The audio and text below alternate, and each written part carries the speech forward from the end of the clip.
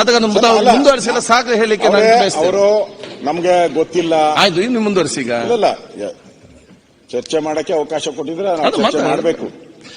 ಯಾರು ಗೊತ್ತಿಲ್ಲ ಅಂತ ಹೇಳ್ತಾರೆ. ಕಳೆದ ಅಧಿವೇಶನದಲ್ಲಿ ಬಡ್ಜೆಟ್ ಮಾಡುವಂತ ಸಂದರ್ಭದಲ್ಲಿ ಇಲ್ಲಿ ಕೂತಿದ್ರು ಅವರೆಲ್ಲ, ಕಿವಿ ಮೇಲೆ ಹೂವು ಇಟ್ಕೊಂಡ್ ಬಂದಿದ್ರು. ಇವತ್ತು ರಾಜ್ಯದ ಜನತೆ ಮೇಲೆ ಕಿವಿ ಮೇಲೆ ಹೂವು ಇಕ್ಕಕ್ಕೆ ಹೋಗ್ಬೇಡಿ. ಎಲ್ಲಾ ಮೀಡಿಯಾದಲ್ಲೂ ಬಂದಿದೆ. ಕಿವಿ ಮೇಲೆ ಯಾರಿಗೂ ಹೂವು ಇಕ್ಕಕ್ಕೆ ಹೋಗ್ಬೇಡಿ. ಇಕ್ಕಿಸ್ಕೊಂಡವ್ರು ಯಾರು ಇಲ್ಲ ಇಲ್ಲಿ. ಕಿವಿ ಮೇಲೆ ಹೂವು ಇಕ್ಕಿಸ್ಕೊಂಡವ್ರು ಯಾರು ಗಂಭೀರ ವಿಷಯ. ಪೊಲಿಟಿಕ್ಸ್ ಇಲ್ಲ ಅಂತ ಹೇಳ್ತಾ ಇದಾರಲ್ಲ, ನಾವು ನೋಡೇ ಇಲ್ಲ, ಕೇಳೇ ಇಲ್ಲ. ಹಂಗಾರೆ ಯಾವ್ದೋ ಒಂದು ನ್ಯೂಸ್ ಚಾನೆಲ್ ಮಾಡಿರೋದು, ಯಾವ್ದೋ ಒಂದು ಪತ್ರಿಕೆನ? ಇಡೀ ದೇಶದಲ್ಲಿ ಇರುವಂತ ಎಲ್ಲರೂ ಮಾಡಿದ್ದಾರೆ. ಎಲ್ಲರೂ ಪದೇ ಪದೇ ತೋರಿಸ್ತಾನೆ ಇದ್ದಾರೆ, ಕ್ಲಾರಿಟಿ ಮಾಡಿ ತೋರಿಸ್ತಾನೆ ಇದ್ದಾರೆ. ಇಷ್ಟಿದ್ರೂ ಕೂಡ ಕಾಂಗ್ರೆಸ್ ಅವರಿಗೆ, ಸರ್ಕಾರಕ್ಕೆ ಏನು ಅನ್ಸೇ ಇಲ್ಲ ಇದ್ರ ಬಗ್ಗೆ. ಇಷ್ಟಾದ ತಕ್ಷಣ ಘಟನೆ ಯಾರೋ ಪಾಕಿಸ್ತಾನದವನು ಬಂದಿದ್ದಾನೆ, ಇವ್ ಪಾಕಿಸ್ತಾನ ಘೋಷಣೆ ಯಾರು ಕೂಗ್ತಾರೆ? ಪಾಕಿಸ್ತಾನದವರೇ ಕೂಗ್ಬೇಕು, ಬೇರೆ ಯಾರು ಕೂಗಕ್ ಸಾಧ್ಯ? ಹಾಗೇ ಇಲ್ಲ.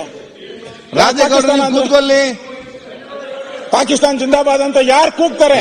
ಪಾಕಿಸ್ತಾನದವರೇ ಯಾರು ಕೂಗಕ್ ಸಾಧ್ಯನೇ ಇಲ್ಲ, ಸಾಧ್ಯನೇ ಇಲ್ಲ. ಬೇರೆ ಯಾರು ಕೂಗ್ತಾರೆ? ಭಾರತ ಮಾತೆ ಅನ್ನ ತಿಂದಿರೋರು, ಭಾರತ ಮಾತೆ ನೀರು ಕುಡಿದಿರೋರು ಯಾರು ಪಾಕಿಸ್ತಾನ ಜಿಂದಾಬಾದ್ ಅಂತಾರೆ ಇವತ್ತು? ಪಾಕಿಸ್ತಾನದವರೇ ಕೂಗಿರೋದಲ್ಲಿ, ಪಾಕಿಸ್ತಾನದವರೇ ಕೂಗಿರೋದು.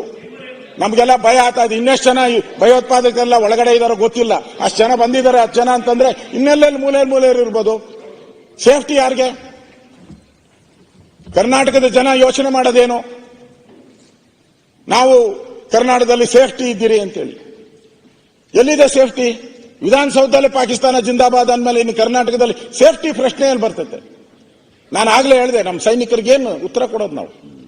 ದೇಶದ ಗಡಿಗಳಲ್ಲಿ ನಮ್ಮನ್ನು ಕಾಯ್ತಾ ಇದ್ದಾರೆ, ಪ್ರಾಣ ಕೊಡ್ತಾ ಇದ್ದಾರೆ. ಪಾಕಿಸ್ತಾನ ಜಿಂದಾಬಾದ್ ಅಂದ್ರೆ ಗುಂಡಾರಿಸ್ತಾರೆ ಅವ್ರ ಮೇಲೆ. ಇಲ್ಲೇನ್ ಮಾಡಿದ್ರಿ ನೀವು? ಏನ್ ಮಾಡಿದ್ರಿ? ಏನನ್ನ ಸಣ್ಣ ಆಕ್ಷನ್, ಒಂದು small action from the government.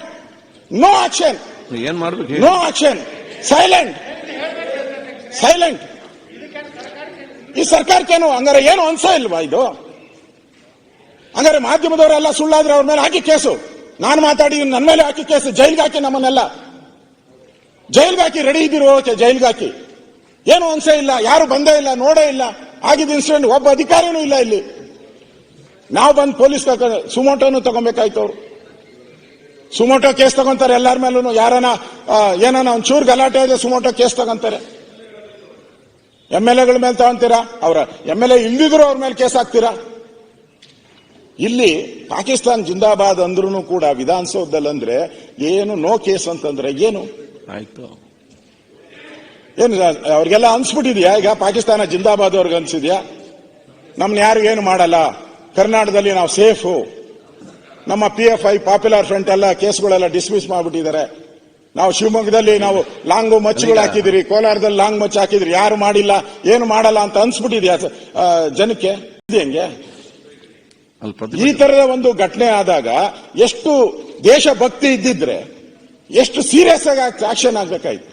ಸ್ಥಳಕ್ಕೆ ಎಲ್ಲರೂ ಭೇಟಿ ಮಾಡಬೇಕಾಯ್ತು, ಮುಖ್ಯಮಂತ್ರಿಗಳಿರ್ಬೋದು, ಮಂತ್ರಿಗಳಿರ್ಬೋದು, ಎಲ್ಲರೂ ಭೇಟಿ ಮಾಡಬೇಕಾಯ್ತು. ಏನಾಯ್ತು, ಹೇಗೆ ಅಂತ ಯಾರು ಏನು ಮಾತಾಡೇ ಇಲ್ಲ, ಒಬ್ಬರು ಬಾಯ್ ಬಿಟ್ಟೇ ಇಲ್ಲ. ಇದೊಂದು ರೀತಿ ಇಡೀ ದೇಶಕ್ಕೆ ಅವಮಾನ ಆದಂತ ಒಂದು ಘಟನೆ. ಇಡೀ ಕನ್ನಡಿಗರು 7.5 ಕೋಟಿ ಕನ್ನಡಿಗರು ತಲೆ ತಗ್ಸುವಂತ ಘಟನೆ ವಿಧಾನಸೌಧದಲ್ಲಾಗಿದೆ. ಅದಕ್ಕೆ ಸರ್ಕಾರ ಇದ್ರ ಬಗ್ಗೆ ಬೇಜವಾಬ್ದಾರಿತನ ಹೊರಿಸಿದೆ. ಸರ್ಕಾರ ಇದನ್ನ ಅವ್ರನ್ನೆಲ್ಲ ಮುಚ್ಚಾಕಿ ಅವ್ರನ್ನ ಎಲ್ಲ ಬಿಟ್ಟಿದ್ದಾರೆ, ಅವ್ರನ್ನ ಆರಾಮ್ಸೆ ಹೋಗಿ ಆರಾಮ್ಸೆ ಕಳಿಸಿದ್ದಾರೆ ಅಂತ ಹೇಳಿದ್ರೆ ಏನ್ ಯಾರಿಂದ ಇದ್ದಾರೆ? ಇದರಿಂದ ಯಾರಿದ್ದಾರೆ ಹಿಂದೆ? ಕರ್ಕೊಂಬಂದವ್ರು ಯಾರು? ಅವ್ರನ್ನ ಕಳ್ಸಿಕೊಟ್ಟವ್ರು ಯಾರು? ಬಿರಿಯಾನಿ ಕೊಟ್ಟು ಕಳಿಸ್ತವ್ರು ಯಾರು? ಅವ್ರನ್ನ ಗೊತ್ತಾಗಬೇಕು ಜನಕ್ಕೆ, ಕನ್ನಡಿಗರಿಗೆ ಗೊತ್ತಾಗಬೇಕು ಯಾರು ಕಳಿಸಿದ್ರು, ಕರ್ಕೊಂಬಂದು ಯಾರು ಅವ್ರನ್ನ ಸೇಫ್ ಆಗಿ ಕಳಿಸಿದ್ರು ಅಂತೇಳಿ. ಇಷ್ಟು ಘಟನೆ ಆದ್ರೂ ಪೊಲೀಸರು ಯಾರನ್ನ ಹುಡುಕಿದಾರ? ಯಾರನ್ನೂ ಇಲ್ಲ.